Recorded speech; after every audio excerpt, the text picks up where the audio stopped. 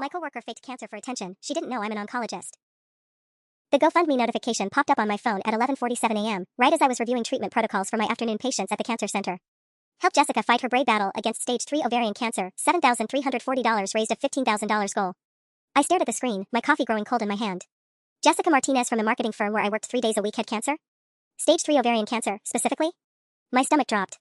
I'd just seen her yesterday, laughing in the break room about her weekend plans to go hiking with her boyfriend. She'd looked perfectly healthy. Glowing, even. But people hide illness well sometimes. I knew that better than most. I clicked through to read her story, my heart already aching for what she must be going through. The page opened to a photo of Jessica in what appeared to be a hospital bed, looking wan and tired, her usually perfect makeup replaced with dark circles under her eyes. 3 weeks ago, my world turned upside down, her post began. After months of severe stomach pain and bloating, I finally got the diagnosis I never wanted to hear. Stage 3 ovarian cancer. The doctors say I need aggressive chemotherapy starting immediately, but my insurance is fighting the coverage. Each treatment costs $3,200, and I'll need at least 5 rounds to have a fighting chance. I scrolled down, my frown deepening with each paragraph. Something felt off. As an oncologist, I'd written countless treatment summaries, and this read like someone who'd done a quick Google search rather than someone who'd actually sat in an oncologist's office receiving devastating news. The hardest part is the cisplatin injections they're giving me, she continued. The doctor says it's the strongest chemotherapy drug, so I have to get it injected directly into my stomach 3 times a week. I set my coffee down so hard it sloshed onto my desk. Cisplatin injected into the stomach? 3 times a week for ovarian cancer? That wasn't how any of this worked. Cisplatin was typically given intravenously, usually combined with paclitaxel, and definitely not 3 times weekly for ovarian cancer patients. My phone buzzed with a text from our office group chat. It was Maya from accounting. OMG you guys, did you see Jessica's GoFundMe? I'm literally crying at my desk. I donated $200, but we should organize something bigger. Maybe we can all cover her projects while she's getting treatment? Then David from sales already donated $300. Poor girl. We should definitely split her client load. Her health is way more important than deadlines. More messages flooded in. Tom offering to handle her presentations. Linda suggesting we organize a meal train. Everyone rallying around Jessica with an outpouring of support and money that made my chest tight with something I couldn't quite name yet. I looked back at the GoFundMe. $7,340 from coworkers, friends, and strangers. All because they believed Jessica was facing the same disease that I watched claim lives every single day. The same disease that had taken my own mother when I was in medical school. I screenshotted everything. The GoFundMe post, the group chat, the medical timeline she'd shared. Something was very wrong here, and if Jessica Martinez was lying about having cancer, lying about the disease that had shaped my entire career and broken my family, then she picked the wrong person to fool. I had 4 days before I was due back at the marketing office. 4 days to figure out exactly what Jessica was playing at, and how to expose it. The cancer center was unusually quiet that Thursday afternoon, which gave me too much time to think about Jessica's GoFundMe between patients. I'd been stewing over it for 3 days now, dissecting every medical claim she'd made, and the inconsistencies kept multiplying like malignant cells. During my lunch break, I called Dr. Patricia Vance, my mentor from residency who now worked at City General, one of the 3 hospitals in our area that would handle ovarian cancer cases. Sarah. What a nice surprise, Patricia's warm voice came through the phone. How are things at the firm? Still paying off those loans with your marketing gig? Still grinding away, I said, trying to keep my voice casual. Hey, Patricia, weird question, but have you had any ovarian cancer patients recently? A young woman, maybe late 20s, named Jessica Martinez? Martinez, no, doesn't ring a bell. Why do you ask? Just someone from work mentioned being treated there. Probably got the hospital wrong. I paused. What about Dr. Morrison at St. Mary's? Is he still heading oncology there? Morrison retired 6 months ago. It's Dr. Kim now. But Sarah, you know I can't discuss specific patients even if. Of course not. I was just, never mind. Thanks, Patricia. After hanging up, I called St. Mary's directly, then University Hospital. Same story. No Jessica Martinez in their oncology departments. Either she was using a fake name at the hospital, unlikely, given insurance requirements, or she wasn't a patient at all. That evening, I found myself doing something I'd never thought I'd do, investigating a coworker like some kind of private detective. Jessica's social media had been surprisingly easy to find, and her privacy settings were practically non-existent. Her Instagram told a fascinating story. 3 weeks ago, exactly when she claimed to receive her diagnosis, she posted photos from a wine tasting in Napa Valley. She was glowing, laughing, her arm around a tall guy with dark hair. The timestamp showed it was a Tuesday at 2 p.m.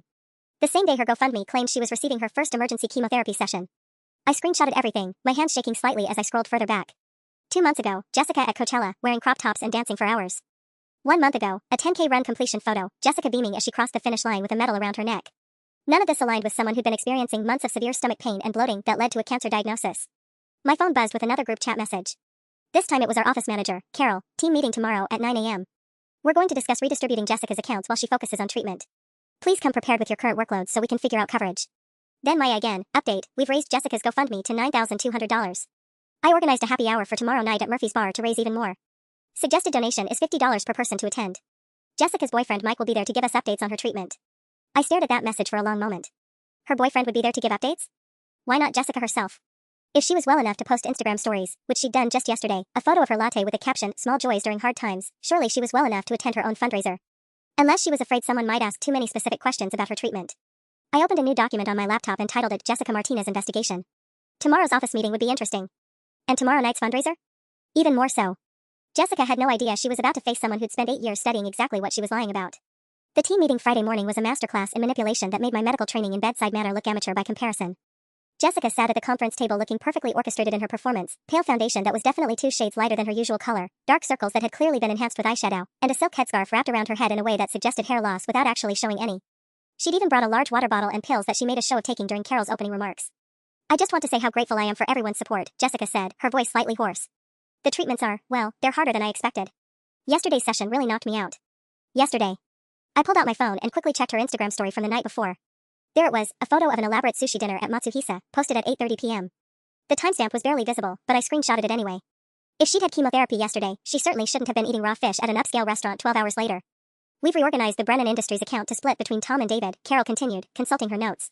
"Jessica, that should take a lot of pressure off your plate. And Maya's coordinating meal delivery for the next 2 weeks." "You guys are amazing," Jessica said, dabbing at her eyes with a tissue. "My oncologist, Dr. Richardson, he says having a strong support system is crucial for treatment outcomes." Dr. Richardson. I made a mental note. There were only 4 oncologists in our metropolitan area with that name, and I knew 3 of them personally. "What hospital is Dr. Richardson affiliated with?" I asked casually, looking up from my laptop. "My aunt went through ovarian cancer treatment last year, so I know how important it is to have a good team." Jessica's pause was barely perceptible, but I caught it. "City General," she said finally. "He's wonderful. Very thorough. Interesting."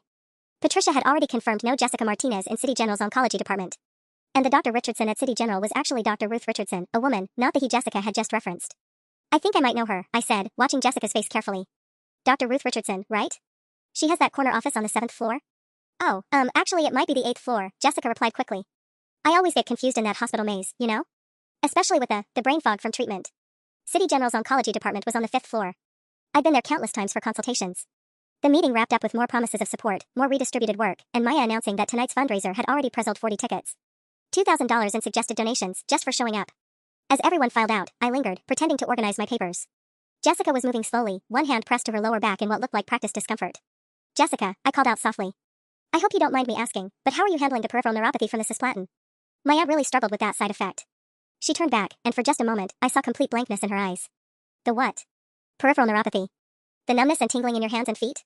It's one of the most common side effects of cisplatin treatment." "Oh, right," she said quickly. "Yeah, it's manageable. Some days are worse than others." I nodded sympathetically. "Are they giving you anything for it?" "Gabapentin usually helps." "Yes, that sounds right," Jessica agreed, even though I'd just made up that specific treatment combination. Gabapentin was used for neuropathy, but not typically first line for cisplatin-induced cases. She hurried out, leaving me alone in the conference room with a growing certainty that Jessica Martinez had never set foot in an oncology ward in her life. Tonight's fundraiser was going to be very educational. Murphy's bar was packed by 7 p.m., filled with familiar faces from the office and dozens of people I didn't recognize, friends, family members, and what appeared to be complete strangers who'd seen Jessica's GoFundMe shared on social media. The suggested $50 donation had clearly worked. Maya was practically glowing as she worked the room with a clipboard, collecting additional pledges. I'd positioned myself at the bar with a clear view of the entrance, nursing a Diet Coke and watching Jessica hold court near the back corner. She'd really committed to the performance tonight, the pale foundation, the headscarf, and now she was wrapped in an oversized cardigan despite the bar's warmth. Every few minutes, someone new would approach her table to offer condolences and support, and she'd accept their sympathy with just the right mix of gratitude and brave vulnerability. Her boyfriend Mike was doing most of the talking, which struck me as odd. He was telling anyone who'd listen about Jessica's incredible strength and how the doctors were optimistic about her response to treatment. When pressed for specifics, he'd deflect with emotional appeals about how hard it was to watch someone you love go through this. "Sarah." Maya appeared at my elbow, clipboard in hand. "I'm so glad you came. Have you had a chance to talk to Jessica yet?" "She's been asking about you." "That was interesting." "She has?" "She mentioned you asked some really thoughtful questions about her treatment yesterday. She said it meant a lot to have someone who understands what she's going through with your aunt and all." I nodded, watching Jessica over Maya's shoulder. "I'd love to check in with her. Maybe I can share some tips that helped my aunt cope." Maya beamed and led me through the crowd. As we approached Jessica's table, I noticed she had a small pharmacy laid out in front of her, various pill bottles, a water bottle, and what looked like anti-nausea medication. The staging was impressive. "Jessica, look who wanted to say hi," Maya announced. Jessica looked up, and I caught something flash across her face before she arranged it into a wan smile. "Sarah, thank you so much for coming." "Of course," I said, sliding into the empty chair across from her. "How are you feeling tonight?" "I know these social things can be exhausting during treatment." "I almost didn't come," she admitted, "but Mike convinced me it would be good to see everyone's support in person. Though I have to be careful about being around too many people. My white blood cell count is pretty low right now." "Interesting detail. What was your last count?"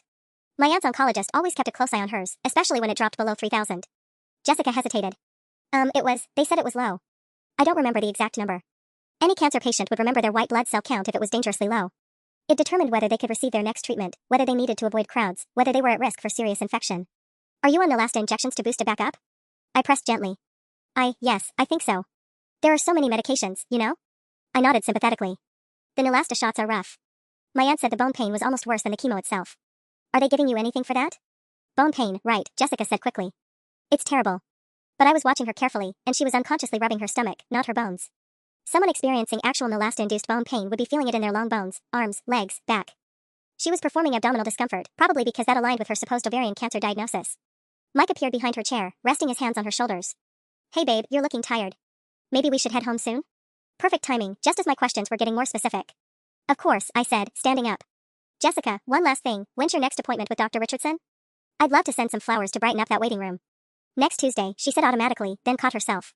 Actually, I think it might be Wednesday. The scheduling nurse will call to confirm. I smiled warmly. Well, either way. City General's oncology department will know where to deliver them. As I walked away, I heard Mike quietly telling Jessica they should leave. My phone was already out, texting myself notes about everything she'd just said. White blood cell count she couldn't remember. Neulasta bone pain she was localizing to her abdomen. And most importantly, another appointment with the fictional Dr. Richardson. Tuesday was going to be very interesting indeed. The weekend gave me time to dig deeper, and what I found made my stomach turn.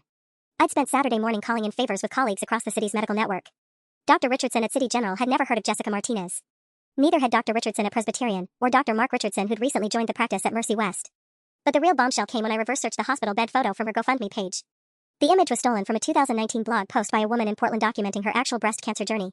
Jessica had simply downloaded it, cropped out any identifying details, and passed it off as herself.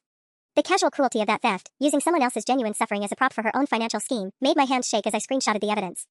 By Sunday evening, I'd compiled a folder with 37 photos, 12 phone records, and a detailed timeline that painted a clear picture. Jessica Martinez had been running this con for exactly 3 weeks, and she'd raised $11,450 from people who genuinely believed they were helping save her life. Monday morning at the office felt different now that I knew the truth.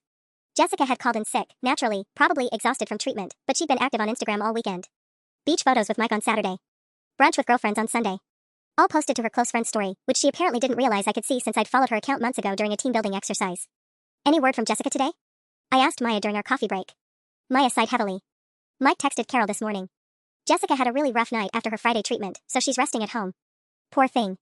The fundraiser was amazing though. We raised another $2,100 on top of the ticket donations. I'm thinking about organizing a silent auction next week. That's incredibly generous, I said carefully.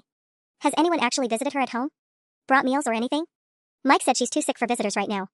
Compromised immune system, you know? But I've been coordinating DoorDash deliveries to their apartment. Just comfort food stuff that won't upset her stomach. I made a mental note to check if those DoorDash orders were actually being delivered to Jessica's address. If Mike was intercepting everything, they could be running this scam from anywhere. Tuesday morning, I made a decision that would have probably violated several HR policies if anyone found out. Instead of going straight to the marketing office, I drove to City General Hospital and positioned myself in the oncology department waiting room with a clear view of the check-in desk. I brought work to do, patient files I could review remotely, so I looked like any other family member camping out during a loved one's treatment. The receptionist, Linda Chen, no relation, despite the shared surname, had been there for 8 years and knew every regular patient by sight. Excuse me, I said during a lull around 10 a.m., approaching her desk with my most professional smile. I'm trying to coordinate a flower delivery for a friend who has an appointment today. Jessica Martinez? She mentioned it might be Tuesday or Wednesday. Linda consulted her computer screen, scrolling through the day's schedule. I don't see any Jessica Martinez today. What doctor is she seeing? Dr. Richardson. Honey, Dr. Richardson is Ruth, and she's actually in surgery all day today. Didn't have any patient appointments scheduled. Linda's expression grew concerned. Is your friend sure about the hospital? Maybe she meant one of the other locations? Maybe, I said, keeping my voice light. Thanks for checking. But I stayed in that waiting room until 4 p.m., watching every single patient who came and went. No Jessica.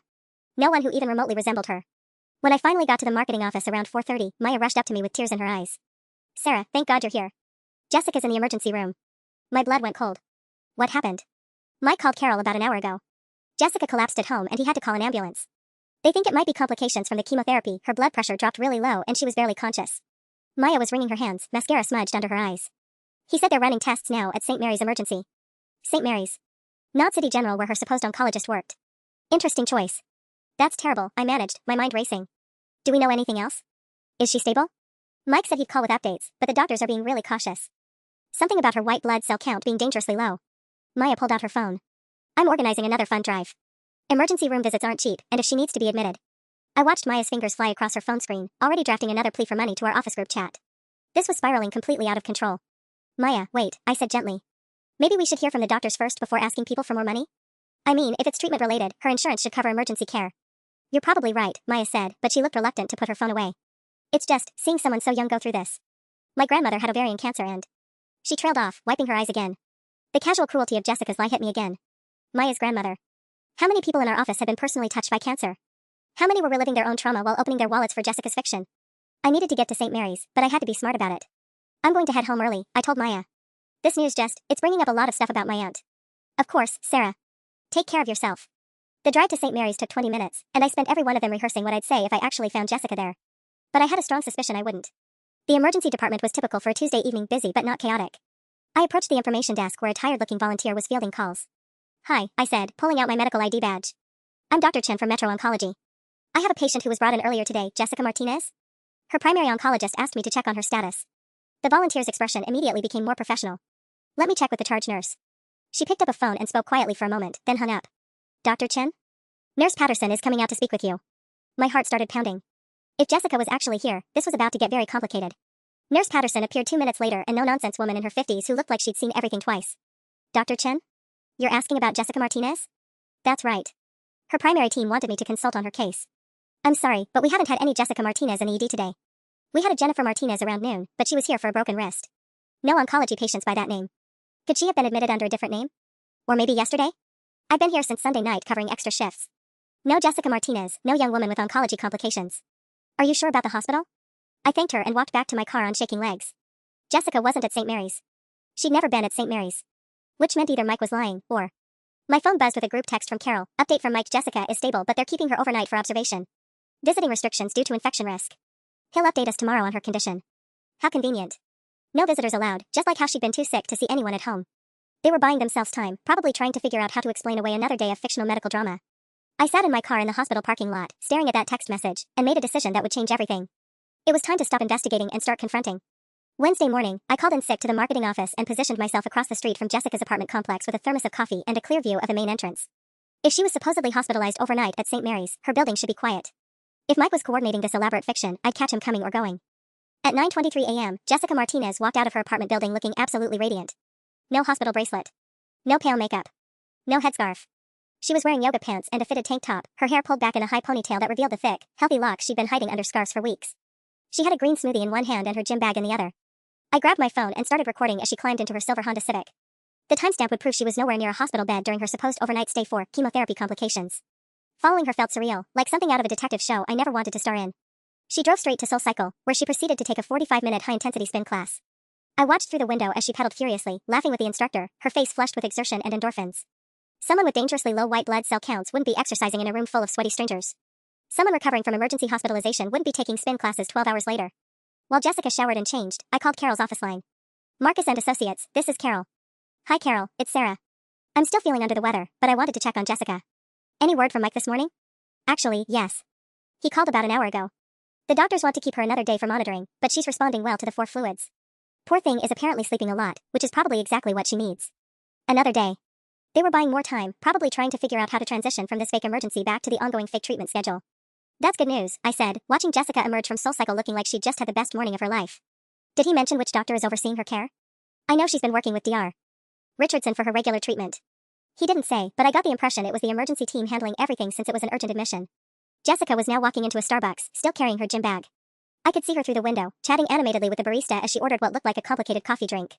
No nausea, no fatigue, no signs of someone recovering from a medical emergency. Carol, can I ask you something?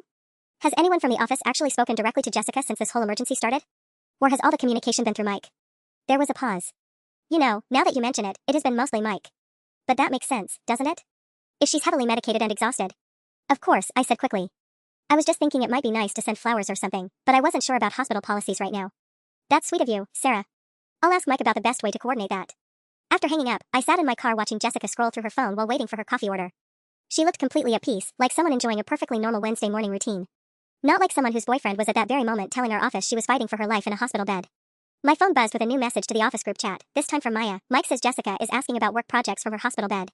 She's worried about letting the team down even while she's fighting this infection. This girl is seriously the strongest person I know. I'm organizing a card signing at lunch if anyone wants to join. I screenshotted the message and added it to my growing evidence folder. In 3 hours, I'd have documented proof that Jessica was healthy and active while her supposed advocate was soliciting sympathy and likely more donations for her fictional hospitalization.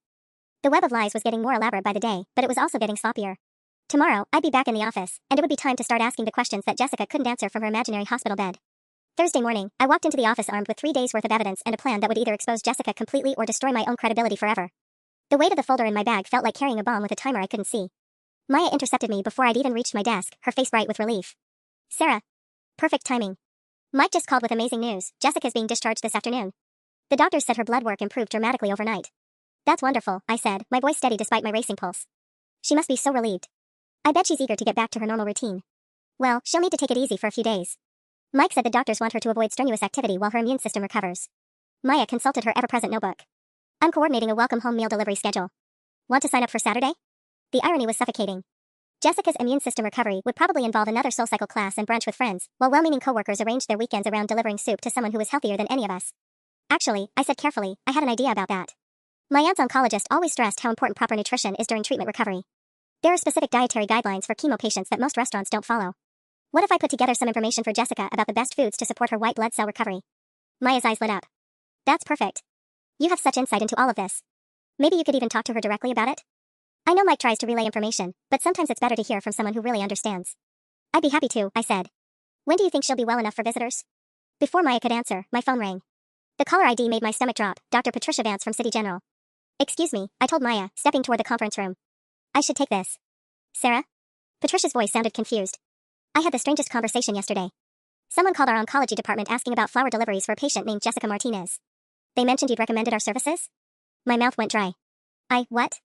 The caller said she was a friend of yours, and that you'd suggested City General because of your positive experience with Dr. Richardson. But Sarah, you know Dr. Richardson retired last year, and we've never had a patient by that name. I'm concerned someone might be using your reputation to, well, I'm not sure what they're trying to accomplish. The room started spinning slightly. Jessica or Mike had actually called the hospital, probably trying to create a paper trail for their fiction. They were using my name to legitimize their scam. Patricia, I need to call you back. This is complicated. Sarah, if someone is impersonating a patient or trying to access medical facilities under false pretenses, we need to report this. This could be identity fraud. After hanging up, I stood alone in the conference room, staring at my phone. This had just escalated from workplace drama to potential criminal activity. Jessica wasn't just lying about having cancer, she was actively attempting to create false medical records, possibly to support insurance fraud or to make her story more credible for future donations. My hands were shaking as I opened the evidence folder on my laptop. 37 screenshots, medical timeline inconsistencies, proof of her SoulCycle attendance during her supposed hospitalization, and now evidence that she was trying to manipulate real medical institutions. The office door chimed, and I heard Maya's excited voice carry down the hallway. Jessica. Oh my god, wow, you actually look amazing for someone who just got out of the hospital. My blood turned to ice. Jessica was here. Now. While I was alone in the conference room with enough evidence to destroy her completely. I feel better than I have in weeks, I heard Jessica reply, her voice carrying that same bright energy I'd observed at Starbucks yesterday. The 4 fluids really helped, and the doctors adjusted my medication regimen. Sometimes these scary setbacks end up being blessings in disguise. Footsteps approached the conference room, and I quickly minimized my laptop screen. The door opened, and Jessica appeared, looking absolutely radiant in a flowing sundress and statement jewelry. Her complexion was glowing, her hair was perfectly styled, and she moved with the confident energy of someone who just had the best spa week of their life. Sarah, she said, her smile faltering just slightly when she saw me. I heard you were asking about me yesterday. That's so sweet. Of course, I managed. We were all so worried about your emergency. You look. I paused, letting my eyes travel over her obviously healthy appearance, remarkably well for someone who just spent 2 days in the hospital. Good genes, I guess, she said with a laugh that sounded just a little too bright. And excellent medical care. At St. Mary's, right? Which doctor was overseeing your case? I have some connections there if you need follow-up care. For the first time since I'd known her, Jessica Martinez looked genuinely afraid. Jessica's face went through a series of micro-expressions that I cataloged like symptoms, confusion, panic, calculation, and finally a forced smile that didn't reach her eyes. Oh, you know how hospitals are, she said, waving her hand dismissively. So many different doctors rotating through. I can barely keep track of their names when I'm feeling that awful. Of course, I said, pulling out my phone as if to check my calendar. I was thinking of sending a thank you card to the team that helped you. Do you remember which floor you were on? St. Mary's emergency department has been renovated recently, and I heard the new setup is much better for patient comfort. Jessica's pause lasted 3 seconds too long.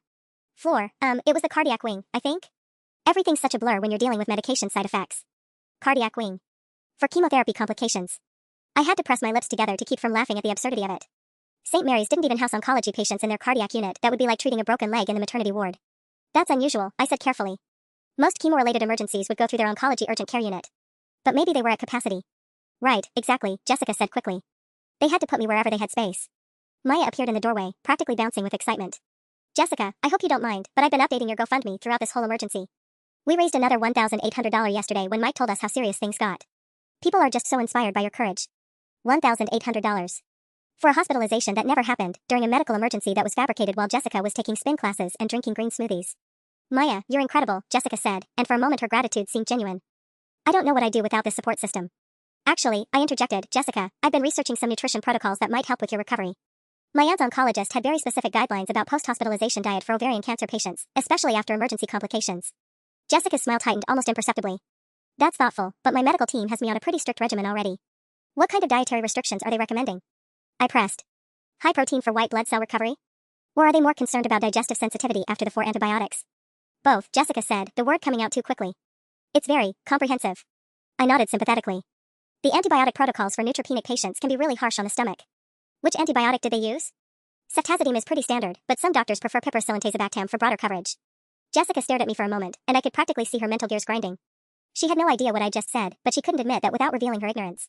They used whatever the standard protocol is, she said finally. I try not to focus too much on the medical details. It's easier for my mental health to just trust the doctors and focus on healing. It was actually a clever deflection using emotional wellness as a shield against medical specificity. But I'd been treating cancer patients for 8 years. I knew the difference between someone protecting their mental health and someone scrambling to cover their lies. Maya's phone buzzed with a text message. Oh, Carol wants everyone in the main conference room in 10 minutes. She's announcing the final redistribution of your accounts, Jessica, so you can focus completely on treatment without any work stress. As Maya hurried off, Jessica and I stood alone in the smaller conference room. The silence stretched between us like a tightrope, both of us knowing we were playing a game with rules that hadn't been spoken aloud. Sarah, Jessica said finally, her voice dropping to something more serious. I really appreciate all your questions about my treatment. It means a lot to have someone who understands what this is like. Of course, I replied, meeting her eyes directly. Cancer touches so many families. I just want to make sure you're getting the best possible care. Jessica nodded slowly, and something in her expression shifted, a flicker of what might have been genuine fear, though whether she was afraid of being caught or afraid I actually believed her lies, I couldn't tell. There's actually something I wanted to run by you, Jessica said, her voice taking on a conspiratorial tone. Since you've been through this with your aunt, you might have some insight. I felt my stomach tighten, but I kept my expression neutral. What's that? Dr. Richardson mentioned that I might be a candidate for this new clinical trial at University Hospital. Something about targeted therapy for women under 30 with aggressive ovarian cancer presentations. She was watching my face carefully as she spoke. He said the preliminary results are really promising, but the treatment protocol is intensive. Have you heard anything about trials like that? My mind raced. University Hospital did run oncology trials, but Jessica was fishing, trying to see if I'd validate her fictional doctor's fictional recommendation. It was actually a smart move. Most people would respond with encouraging generalities about how wonderful it was that she had options. That's interesting, I said slowly. What's the trial designation? My colleague Dr. Martinez at University Hospital heads their gynecologic oncology research division. I could reach out to her about the enrollment criteria. Jessica's face went completely blank for a moment. Oh, you don't need to do that. Dr. Richardson said he'd handle all the coordination directly with their team. It's no trouble at all. Dr. Martinez and I were residents together. She'd be happy to walk me through the protocol details so I can help you understand what to expect. What did Dr. Richardson say the trial number was? They're usually designated with NCT numbers for the National Registry. He didn't mention a specific number. Just that it was new and selective. Jessica was fidgeting with her bracelet now, twisting it around her wrist in rapid movements. Honestly, I'm trying not to get my hopes up until I know more details. Before I could push further, Tom from sales burst through the door. Jessica. You scared us to death this week. Thank God you're okay. He wrapped her in an enthusiastic hug that she returned with what looked like genuine warmth. Listen, I finished the Morrison Industries presentation for you, but there are some client-specific details only you would know. When you're feeling up to it, maybe we could go over the technical specs. That's so thoughtful, Tom, but I honestly don't think I'm going to be able to focus on technical details for a while. The brain fog from treatment is pretty intense right now. Jessica pressed her fingers to her temples in a gesture of delicate exhaustion. Maybe Maya could coordinate with Morrison's team directly? I'd hate for my health issues to compromise the project. Tom's face filled with concern. Of course, whatever you need. Your health comes first, always. As Tom left to find Maya, I pulled out my phone and opened my notes app, making sure Jessica could see the screen. I'm going to message Dr. Martinez about that clinical trial. What did you say your current staging was? T3N1M0? Jessica stared at my phone screen like it might bite her. Dr. Richardson has all those details in my file. I try not to focus on the numbers and staging classifications. It's too overwhelming. I completely understand, I said, typing rapidly. But Dr. Martinez will need at least your basic staging information to tell us if you'd qualify. Is it T3N0M0? Or did they find lymph node involvement? Lymph node. Jessica's voice trailed off, and she was starting to look genuinely panicked. Sarah, I appreciate what you're trying to do, but I really don't want to discuss medical details right now. This whole hospital scare has me feeling emotionally fragile. My phone actually buzzed with a text, though it was just a spam message about car warranties. But Jessica's eyes fixed on the screen like a deer in headlights. Oh, I said, glancing at my phone with feigned surprise. Dr. Martinez just replied. She says University Hospital doesn't currently have any active ovarian cancer trials for women under 30. Their current studies are focused on platinum-resistant recurrent cases. I looked up at Jessica with carefully arranged confusion. Maybe Dr. Richardson was thinking of a different hospital? Jessica's face had gone completely white under her carefully applied makeup. Maybe I misunderstood what he said. You know how complicated medical terminology can be. The main conference room door opened, and Carol's voice carried down the hallway. Everyone ready for the team meeting? But Jessica was backing toward the exit, her movements quick and nervous. Actually, I'm feeling really tired suddenly. I think I should head home and rest. This morning has been more overwhelming than I expected. She was practically fleeing, and we both knew it. I watched Jessica retreat down the hallway, her confident facade cracking with each hurried step. But instead of feeling victorious, I felt something closer to nausea. This wasn't just about catching a liar anymore. I was watching someone's entire life implode in real time, and I was the one holding the detonator. Maya caught Jessica at the elevator, her voice carrying back to where I stood. Are you sure you can't stay for the meeting? Carol really wanted to go over the support timeline with you directly. I'm sorry, the medication they gave me at the hospital is making me really dizzy, Jessica replied, jabbing the elevator call button repeatedly. Mike's picking me up downstairs. Interesting. Mike was supposedly at work. He told Carol he was taking personal days to care for Jessica, but his LinkedIn showed he'd been actively posting about client meetings all week. Another thread in their unraveling story. After Jessica disappeared into the elevator, Maya returned looking concerned. She seemed really shaky. I wonder if she's having a delayed reaction to whatever happened at the hospital. Maybe, I said, pulling out my phone. Maya, can I ask you something? When Mike called about Jessica's emergency on Tuesday, did he mention which ambulance service transported her? What an odd question. Maya tilted her head. I don't think so. Why? I was just thinking, my aunt had a terrible experience with MedStar's EMTs during one of her emergencies. They weren't familiar with chemo complications and almost gave her the wrong solution. If Jessica had a similar experience, it might explain why her recovery has been so rocky. Maya's expression shifted to alarm. Oh God, I never thought about that. Do you think she got substandard emergency care? Before I could answer, my phone rang. The caller ID made my blood freeze. Dr. Amanda Martinez, University Hospital. I'd texted her 20 minutes ago, asking about ovarian cancer trials, but I'd expected an email response later in the day. Amanda never called unless something was urgent. Excuse me, I told Maya, stepping back into the conference room. Amanda? What's up? Sarah, I got your text about clinical trials, but I'm confused. You said you had a friend asking about studies for young women with ovarian cancer? That's right. But Sarah, I'd tell you directly if we had anything like that opening up. We've been colleagues for 6 years. Amanda's voice carried a note of hurt. More importantly, you mentioned this friend is working with Dr. Richardson at City General. Ruth Richardson retired 8 months ago, and her replacement is Dr. Kim. Are you sure your friend isn't being scammed by someone impersonating a physician? My hand started shaking. Amanda, what would you do if you suspected someone was fabricating a cancer diagnosis for financial gain?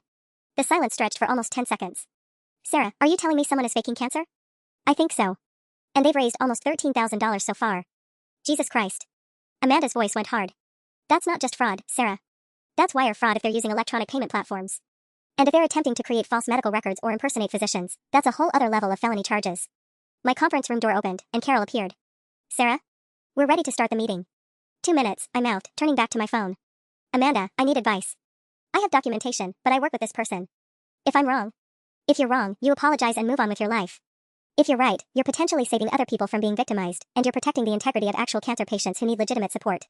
Amanda paused. Sarah, how confident are you in your assessment? I thought about Jessica's impossibly healthy appearance after her supposed hospitalization. The stolen hospital bed photo. The medical inconsistencies that any first-year resident would catch. Her panic when I mentioned specific staging classifications. 95%. Then you need to report this. Today. Start with your HR department, but honestly, this sounds like something for law enforcement. Carol poked her head back in. Sarah, everyone's waiting. I hung up and gathered my laptop, my evidence folder, and what remained of my courage. The team meeting was about to become much more interesting than anyone expected. As I walked toward the main conference room, I could see through the glass walls that someone had arranged flowers and a Welcome Back Jessica banner across the back wall. 12 people were seated around the table, all of them ready to reorganize their professional lives around supporting someone who'd been taking spin classes while supposedly fighting for her life in a hospital bed. Carol was just starting her presentation when I took my seat. As you all know, Jessica needs our full support during this challenging time. Her treatment schedule is going to be unpredictable, especially with this new clinical trial opportunity. My head snapped up. Jessica had already called Carol about the fictional clinical trial, probably trying to create more cover for extended absences and additional fundraising opportunities. I opened my laptop and pulled up the evidence folder. 37 screenshots, medical timeline documentation, and now a recorded phone call with Dr. Martinez confirming that Jessica's entire medical team was fictional. It was time to end this. Actually, Carol, before we finalize Jessica's support schedule, I have some concerns I need to raise. The words left my mouth before I could second-guess myself. 12 faces turned toward me, expressions ranging from curious to confused. Carol paused mid-sentence, her marker hovering over the whiteboard where she'd been sketching out project timelines. What kind of concerns, Sarah? Carol's voice was patient but slightly strained. She'd clearly put significant effort into coordinating this meeting. I opened my laptop and pulled up the first screenshot, Jessica's Instagram story from Tuesday night, timestamped at 8:30 p.m., showing her elaborate sushi dinner at Matsuhisa. I'm concerned that Jessica may not be receiving the medical care she claims to be getting. The temperature in the room seemed to drop 10 degrees. Maya's face went pale, and Tom actually laughed nervously. Sarah, what are you talking about? Maya asked, her voice higher than usual. On Tuesday night, while Mike was telling us Jessica was hospitalized for chemotherapy complications, she posted this photo to her Instagram story. I turned my laptop screen toward the group. Matsuhisa doesn't serve patients recovering from neutropenic emergencies. David from sales leaned forward, squinting at the screen. Maybe that's an old photo she reposted? The timestamp is clearly visible. Tuesday, 8:30 p.m. The same day Mike called to report her emergency hospitalization. I clicked to the next screenshot. This is Wednesday morning at 9:23 a.m., when she was supposedly still admitted for observation. The photo showed Jessica walking out of her apartment building in workout clothes, gym bag in hand, looking radiant and healthy. Carol's marker clattered to the floor. Sarah, where did you get these photos? From Jessica's public Instagram account. She's been documenting her actual activities while her boyfriend reports fictional medical emergencies to our office. My voice was steady now, the initial terror replaced by clinical precision. Yesterday I confirmed with 3 different hospitals that no Jessica Martinez has been treated in their oncology departments. Dr. Richardson, her supposed primary oncologist, doesn't exist at City General. Maya was shaking her head frantically. This is insane, Sarah. Are you seriously suggesting that Jessica is lying about having cancer? I'm not suggesting it. I'm stating it as a medical professional who has reviewed her claims. I pulled up the stolen hospital bed photo. This image on her GoFundMe page was stolen from a 2019 blog post by a breast cancer patient in Portland. Jessica cropped out the identifying information and passed it off as herself. Tom's face had gone ashen. You're a medical professional? I'm a licensed oncologist. I work at Metro Cancer Center 4 days a week, and I've spent 3 weeks watching Jessica make medical claims that are not just inaccurate, they're impossible. I clicked through more screenshots. She claims to receive cisplatin injections in her stomach 3 times weekly. That's not how cisplatin is administered for ovarian cancer. She couldn't remember her white blood cell count when I asked, couldn't identify basic chemotherapy side effects, and has been physically active during every supposed treatment day. Carol sat down heavily, her face gray. The GoFundMe has raised over $13,000. $13,400 as of this morning, I confirmed. Wire fraud becomes a federal crime at $10,000. Maya burst into tears. My grandmother died of ovarian cancer. I've been working nights to coordinate meal deliveries and fundraising events. I donated $400 from my emergency fund. The weight of that hit me like a physical blow. Maya's emergency fund. How many people had sacrificed their own financial security to support Jessica's fiction? This morning, Jessica told me about a clinical trial that Dr. Richardson supposedly recommended. I continued, my voice gentler now. When I contacted my colleague who runs gynecologic oncology research at University Hospital, she confirmed they have no such trials. More concerning, Jessica or someone acting on her behalf called City General yesterday asking about flower deliveries for her fictional treatment, using my name as a reference. Carol's hands were trembling as she reached for her phone. I need to call legal. And probably the police. Wait, said Linda from marketing, speaking for the first time. Sarah, if you've known about this for weeks, why didn't you say something sooner? The question I'd been dreading. Because I wanted to be absolutely certain. False accusations of this magnitude can destroy someone's life. I needed documentation that would be undeniable. But people kept donating money, Maya whispered, wiping her eyes. We organized events, split her workload, rearranged our entire department schedule. I know. And I'll regret waiting this long for the rest of my life. I looked around the table at faces that ranged from shocked to angry to heartbroken. But imagine if I'd been wrong. Carol was already dialing. This is Carol Morrison. I need to speak with our legal counsel immediately. We have a potential fraud situation involving an employee and charitable donations from staff members. While Carol stepped into the hallway for her call, the conference room erupted in whispered conversations. Tom was pulling up Jessica's GoFundMe page on his phone, scrolling through her medical claims with new eyes. Maya was crying quietly while Linda rubbed her shoulders. David looked up from his phone, his expression grim. She posted another update an hour ago. Says the doctors want to start an aggressive new treatment protocol next week, and she's asking people to share the fundraiser with their extended networks. Even now, while fleeing the office in panic, Jessica was still trying to extract more money from people who genuinely cared about her. My phone buzzed with a text message from an unknown number. We need to talk. J. Jessica had my personal phone number. And apparently, she wasn't done fighting. The text from Jessica came through just as Carol returned from her call with legal counsel, and I had to grip my phone to keep my hands from shaking. We need to talk. J felt less like a request and more like a threat. Legal is calling the police, Carol announced to the room, her voice hollow. They're also freezing Jessica's access to company systems and revoking her building keycard effective immediately. She looked directly at me. Sarah, they want to speak with you about your documentation. Maya had stopped crying and was now staring at her own phone with a mixture of horror and rage. She just posted on Facebook asking people to Venmo her directly for emergency medication costs that insurance won't cover. She's tagged half our office. My phone buzzed again. Another text from Jessica, you don't understand the whole situation. Meet me at Riverside Park in 20 minutes. Come alone. The audacity was breathtaking. Even caught red-handed, she was still trying to control the narrative, still manipulating people into doing what she wanted. But there was something else in that message that made my stomach clench, desperation. I need to step outside for a minute, I told Carol, showing her my phone screen. Jessica wants to meet. Carol's eyes widened. Absolutely not. Sarah, if she's capable of fabricating cancer for money, we have no idea what else she might do when cornered. I'll meet her in a public place. But Carol, she knows where this is heading now. If she decides to disappear before the police can interview her, everyone who donated might never get their money back. Tom looked up from his laptop, his face grim. Her GoFundMe just hit $15,000. The new post about emergency medications brought in another $1,600 in the last hour. $15,000. Federal wire fraud territory, with enough evidence to support criminal charges. Jessica had to know her window for damage control was closing fast.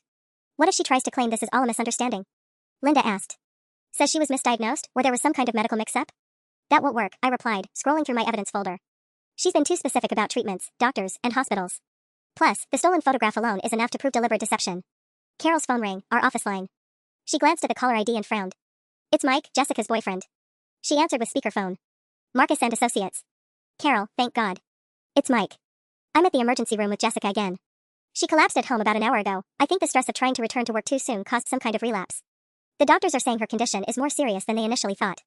The room went dead silent. Even after everything we'd just discussed, hearing Mike continue the charade in real time was surreal. Mike, Carol said carefully, which hospital are you at? Mercy General this time. The oncology team here has better experience with complicated cases like Jessica's. I grabbed a notepad and wrote quickly, sliding it toward Carol. Mercy General doesn't have an oncology department. Mike, I'm going to transfer you to our HR department. We have some questions about Jessica's medical documentation for our insurance coordination. Actually, Carol, Jessica specifically asked me to call you. She wants to know if Sarah Chen is still in the office.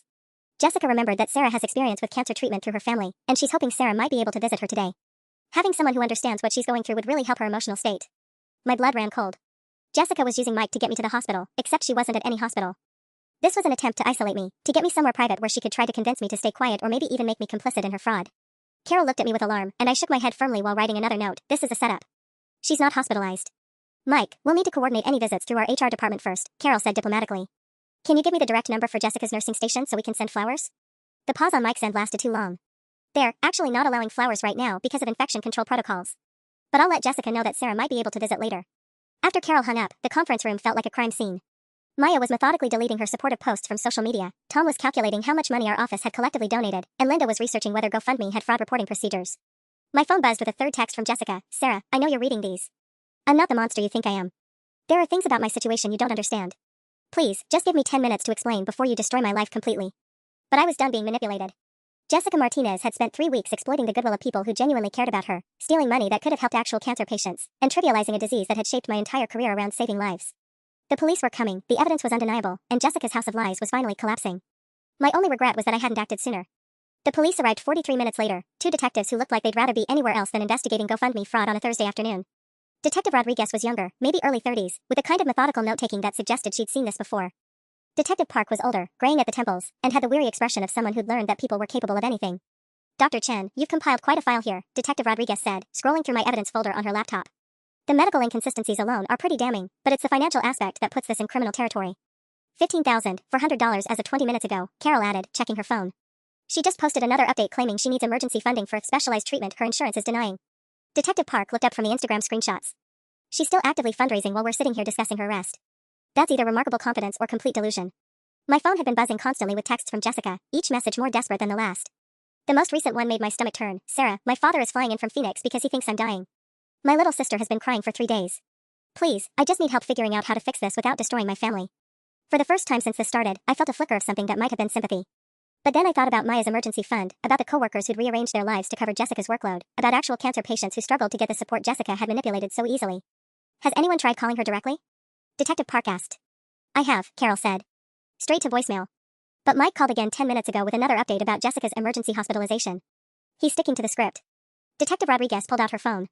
We're going to need to coordinate with Financial Crimes Division since this crosses state lines. Some of these donors are from out of state. Dr. Chen, would you be willing to make a formal statement about the medical impossibilities in her claims?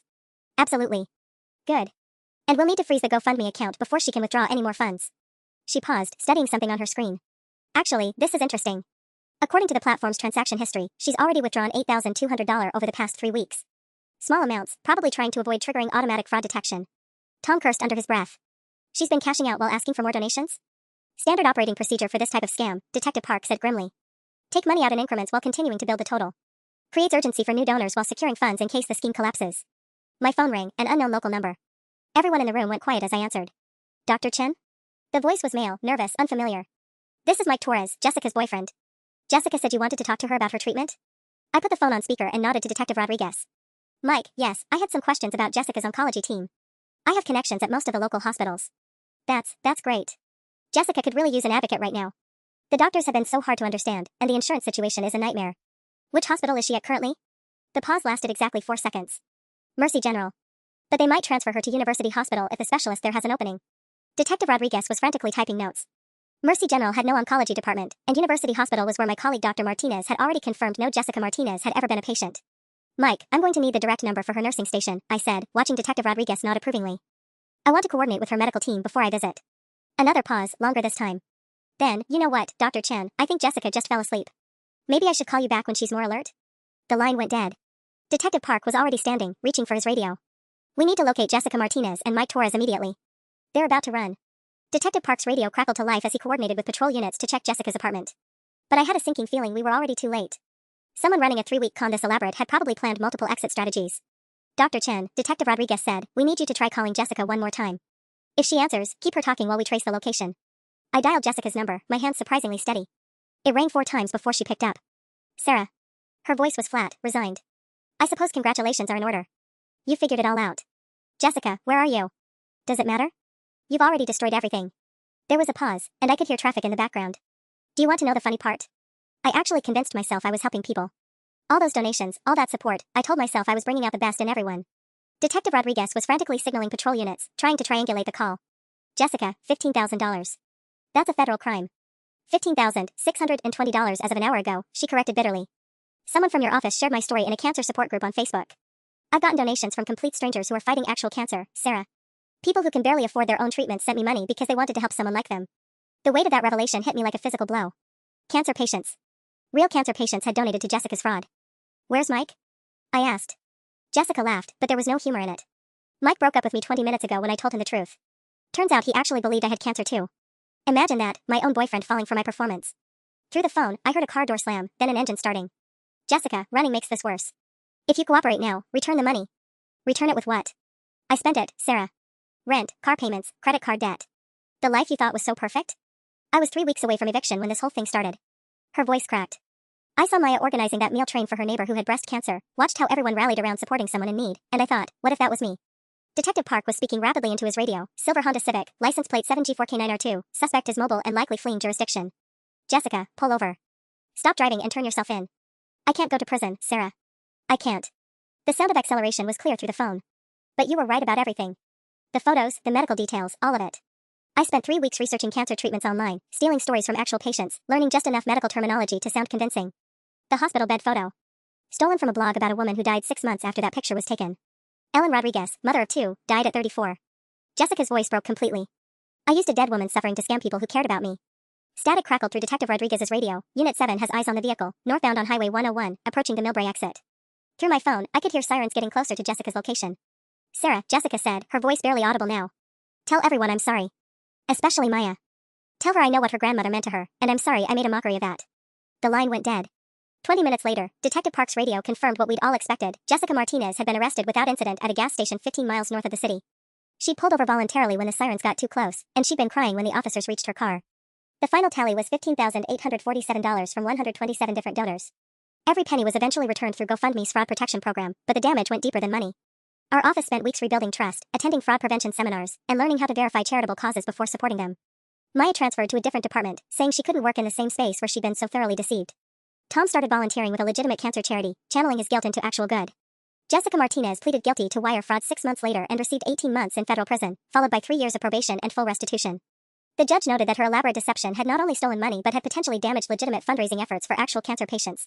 As for me, I went back to seeing patients at the cancer center with a renewed appreciation for the genuine courage I witnessed there every day. Real cancer patients, fighting real battles, deserving real support. I never saw Jessica again, but sometimes I wonder if prison taught her the difference between receiving sympathy and earning it. The last update I heard was that she was working at a nonprofit for formerly incarcerated women, helping them rebuild their lives after release. Perhaps she'd finally found a way to bring out the best in people, including herself.